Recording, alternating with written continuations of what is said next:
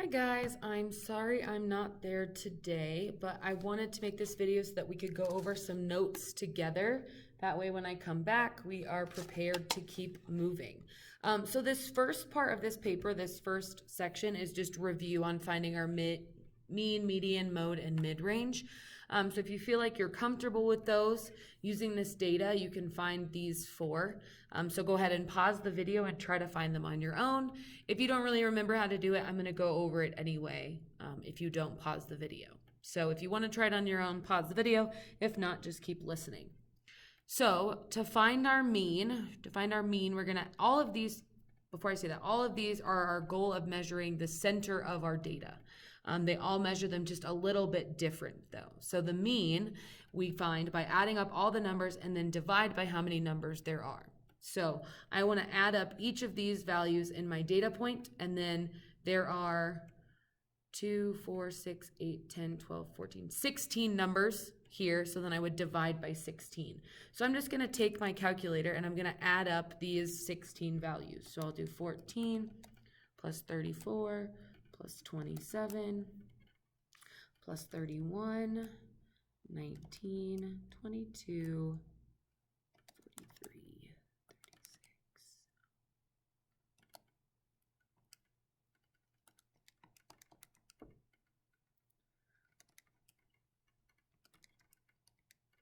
Oh, 51, 34, 27, and 42.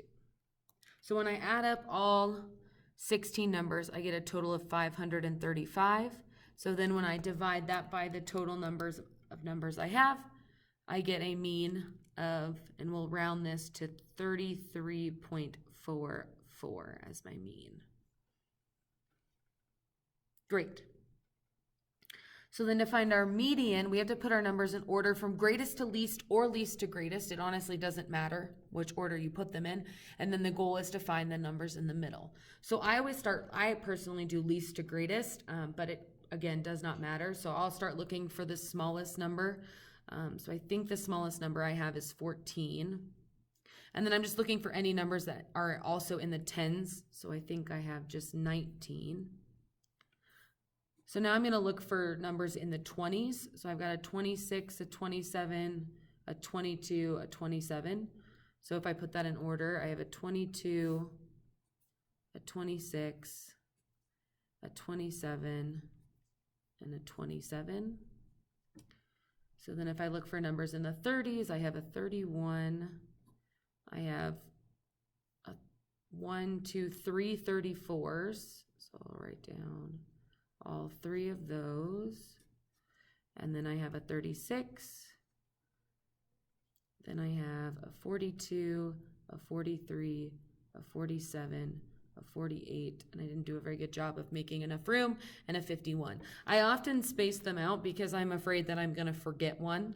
I also always go back at the end and make sure I've counted all 16 numbers. So I have 1, 2, 3, 4, 5, 6, 7, 8, 9, 10, 11, 12, 13, 14, 15, 16. So all of them are on my list. So then to find the median, I just cross out one on every end until I get to the middle.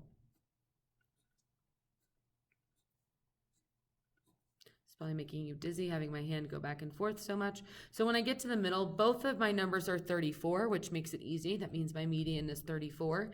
If they were different numbers, I would just find the average between the two of them. So I'd add them up and divide by 2. So then mode is the number that we see the most. So if you look at your list, you're looking for any numbers that repeat the most. Here you have 27 repeat twice. But then you have 34 repeat 3 times. So your mode here is 34. It is the number you see the most frequently. And then your mid-range, you're going to add the largest number and the smallest number together. So 51 and 14. And then once you do that, you'll divide by 2.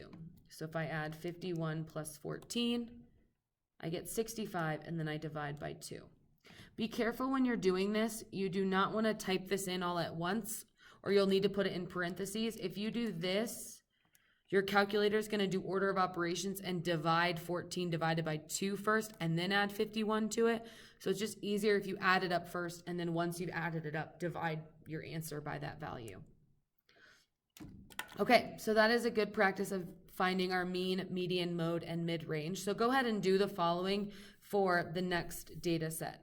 I'll just pause the video, find these, and then I'll post the answers so that you can come back and see the answers.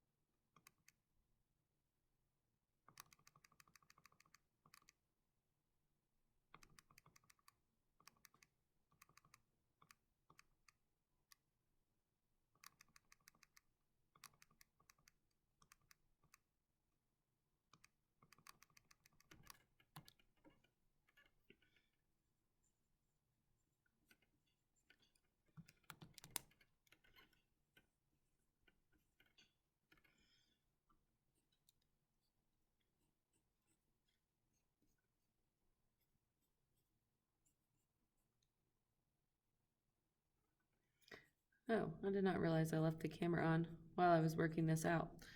I'm gonna actually pause the video now so you don't have to watch me do the work as well. All right, so some of that you watched me do, especially the putting in order part. Yeah, that can be kind of tedious, but it's important that it's in order correctly so that we can find that median. So we should have gotten that our mean was 88.6, median 90, mode 90, and then the mid-range was 64.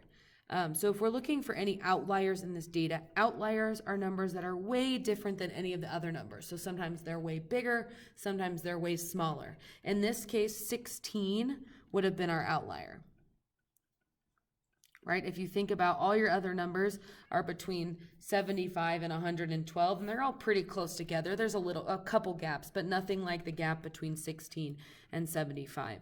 So since 16 is our outlier, that pulls our center, makes our center smaller, because it's pulling it towards that end.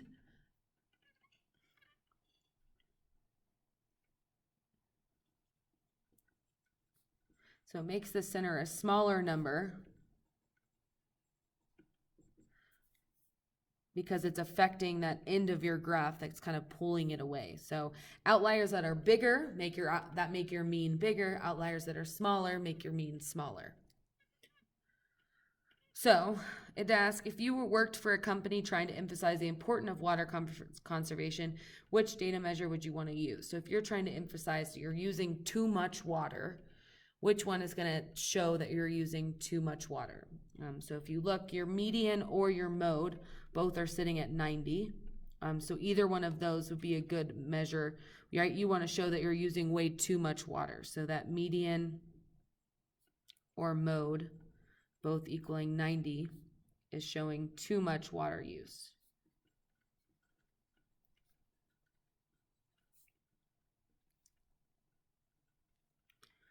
So then on the flip side, it asks, if I'm paying for the water, which one would I want to be charged? Our three typical ones of data use are our mean, median, and mode, though we talk about mid-range. So as I would say, mid-range would be your best option because it's so small. But if mid-range wasn't an option, the mean would be the other one because it's our lowest data point, right? We want to pay the least amount of money. So we want to use the one that's using the least amount of, that's showing the least amount of water usage. So like we were talking about with our outliers, yeah, we can see from our distributions where things are being skewed. So for instance, if your mean and your median are to the left of your mode, if your median and your mode are to the right of your mean, meaning that they are bigger than your mean, that means this is skewed to the left. That's kind of what we're seeing here, right? Our median and our mode are bigger than our mean, so this information is skewed to the left. We've got a little bit of data around this point, around the bottom, but then it gets most of our data is coming from this section. If your mean, median, and mode are essentially exactly the same, then this is a symmetrical graph. Yeah, what you have about the same amount of data on this half of the graph as you do on this half. All of your measures of center are coming up to be similar. Yeah, if you kind of look at that first one that we did, I would call this symmetrical because your mean, median, and mode are pretty much all the same. Now, if your mode and your median are coming before your mean, meaning your mean is bigger, that means this is skewed to the right. That means that there's some sort of outlier out here, an outlier that's bigger, that's pulling your data, that's pulling your mean this way. Your mean is the most affected by your outliers. Right? If you think about your other two data points, which one do you see the most and which one is in the middle? Means or outliers really aren't going to affect that, but the mean actually includes that number in its data point, and so it's going to change, it's going to be affected by that outlier. So then in this case, yeah, your outlier is somewhere sitting a very small number, like in the example that we have here, pulling your data that way or pulling your mean that way. Uniform distribution would just mean that literally all of your data points are pretty much exactly the same across the board. So everything is uniformly identical. So your mean, median, and mode would be pretty similar as well. So let's look at this, our mean, median, and mode in a different context. So if you turn your paper over, you'll see a graph that looks like this.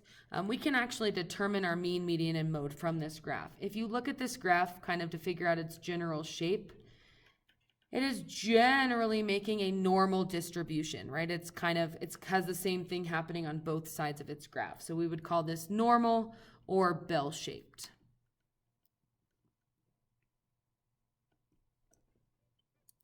So then if I want to determine the mean, median, and mode from this, yeah, all of these x's represent how many times you see this number. So that means you have 1 7, 1 8, 2 9s, 3 10s, 2 11s, and 1 12. So this is the data that you're working with that was represented in that graph. So if you figure out how many of those you have, you've got 1, 2, 3, 4, 5, 6, 7, 8, 9, 10. So we're working with 10 numbers. So then to find our mean, we're going to add them all up and divide by 10. So if I add up 7 plus 8 plus 9 plus 9 plus 10 plus 10 plus 10 plus 11 plus 11 plus 12. Oops, I forgot some ones here. Yeah, you want to make sure when you're typing into your calculator, you're typing it in correctly, or you're going to end up like me, be a little off. So let me just check my work. I got 12, 11, 11, 3 10s, 2 9s, and 8 and a 7. So that totaled to 97. So when I divide by 10, that gives me 9.7 as my mean. So then to find my median, again, I'm looking for that middle term. So I go 1 from each side until I get to the middle. My two numbers in the middle are 10, which means my median is 10.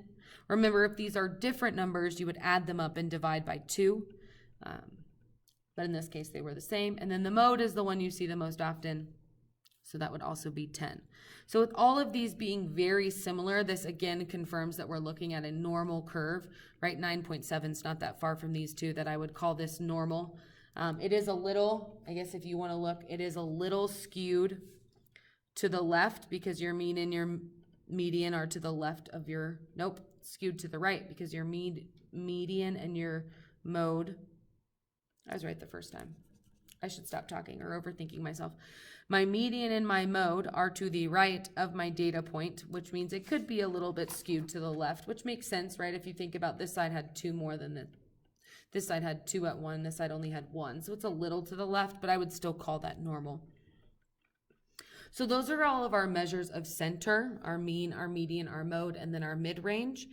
So I just want to go over 2 other things that we're going to look at, which is our measures of variation, which is how much our points vary. So there are 2 ways that we can find variation.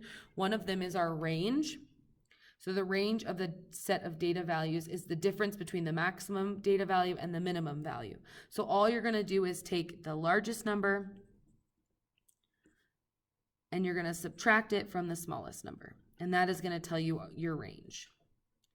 So if we look at this example here, my largest number here is 88. My smallest number is 21.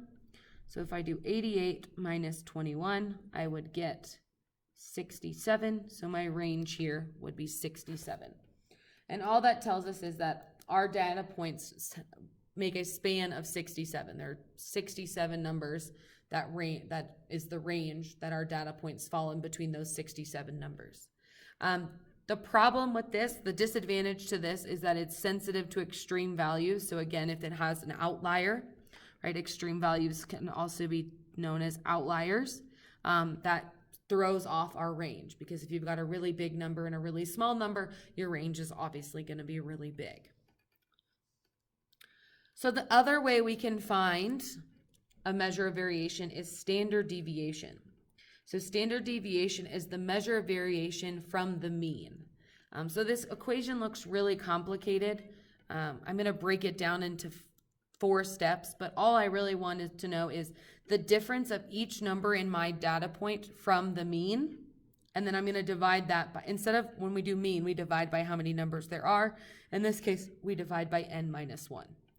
So I'm going to go over this example and break it down step by step, and I think you'll see, though it is a couple steps, it's not too difficult. So your first step is to find the mean. Yeah, find the mean. So I'm going to add up my 6 numbers or 7 numbers, add up my 7 numbers, and then divide by 7, because that's how many numbers that I've added together. So I'm going to take 12 plus 15, 12 plus 15 plus 7 plus 21 plus 10 plus 5 plus 14 and divide by 7. So when I do that, I get that my mean is 12. So then the next thing I'm going to do is I'm going to subtract each of my values from the mean and square it. So that means I'm going to take 12 minus 12 and square it. Then I take 15 minus 12 and square it. 7 minus 12 and square it, 21 minus 12, and I'm going to do this for all the points in my data set. Oops, I don't know how I got 5. Oh, I skipped a number. So I did 12, 15, 7, 21, 10, 5 minus 12, and 14 minus 12. So I'm going to take all these numbers, subtract and square them. So I'll do 12 minus 21, and then I will square it. You can hit this x squared button, and it just squares your answer. Remember that all squared values are positive, so once you square them, all your numbers should be turning out positive. I did that wrong. 15 minus 12. You're going to want to find the answer first before you square it. So 7 minus 12, and then square it. 21 minus 12, and then square it. 10 minus 12. 5 minus 12. And 14 minus 12. So I get all of these values here. So now I figured out what these are. And so to figure out the total here, I'm going to take the sum of these and then divide by n minus 1. So instead of dividing by 7, I'm going to end up dividing by 6. So when I add up all these numbers together, if I add up 81 plus 9 plus 25 plus 81 plus 4 plus 49 plus 4, and then I divide by 6 instead of 7, I end up with 42.1667. So then from there, so I got 42, so I ended up with 253, and I divided by 7, and I got 42.16 repeating. And then my last step is just to take the square root of that. So if I hit second and then my x squared button, I get my square root. And then I'm going to go select this value. That way I get all of the decimals that come with it. So if you just arrow up, that'll highlight that and hit enter. That's going to put that number underneath our square root. And then that carries the most decimals with us so that we get the most accurate answer. So that's important that we're getting as accurate as possible. So we get 6.49 here as our standard deviation. So I want you to go ahead, pause the video, and do the same thing for this problem and try to see if you can find the standard deviation on your own. All right, so hopefully you paused the video and tried that one on your own. So when you did that, you should have gotten a mean of 16. And then when I went to find my standard deviation, again, you subtract each value from your data set from the mean, and then you square it. So 15 minus 16 squared, 23 minus 16 squared, 19 minus 16 squared, 9 minus 16 squared, and 14 minus 16 squared. So then I have these numbers that I'm then going to add up and divide by 4. So when I did that and added up and divided by 4, I ended up with 28. I got 112 up here, divided by 4 gave me 28. And then the last step is just to take the square root of that value. So I got that my standard deviation was 5.29. So hopefully now you feel comfortable finding your mean, your median, your mode, your standard deviation, your range, and you can get that practice in today. So hopefully this helps and you can move on to the next activity. Thanks. See you guys on Tuesday.